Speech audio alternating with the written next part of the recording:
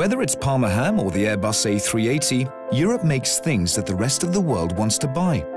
That's the nature of trade, and it's hugely important to Europe's economic future. Trade policy decisions affect us in many ways: consumer choice, prices, quality, safety, standards, etc.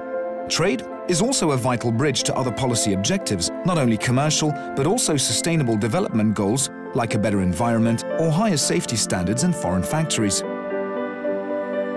EU trade policy is successful because it's one of the areas where the Union speaks with one voice. Decisions are not made from an ivory tower. Citizens, business, and other stakeholders can all participate in the process. The European Commission's trade team has a regular dialogue with civil society before, during, and after deciding on trade policy or when negotiating agreements. This improves transparency and accountability. The Commission does not trade goods or services or favor certain industries. What it does do is set the best possible legal, economic, and political environment so businesses can do their job better. Thanks to the single market, the EU is a trade superpower, but it needs to up its game to remain competitive. There is a lot riding on it.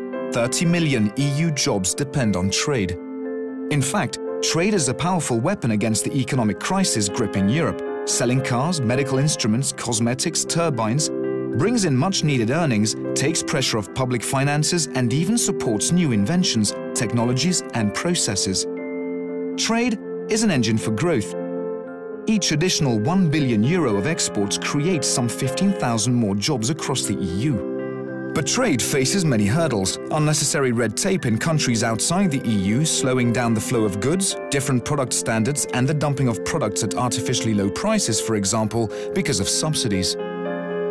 Luxury products, but also technical and industrial inventions coming from Europe, need protecting from fakes.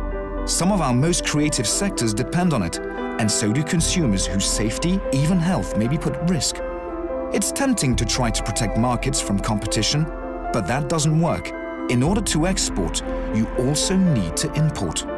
And trade is the conveyor belt that links Europe to the new global growth centers. It's a unique source of productivity gains for Europe to tap.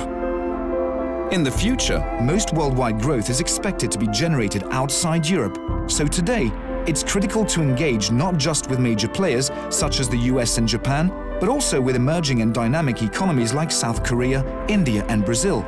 New trade agreements could boost EU output and create new jobs.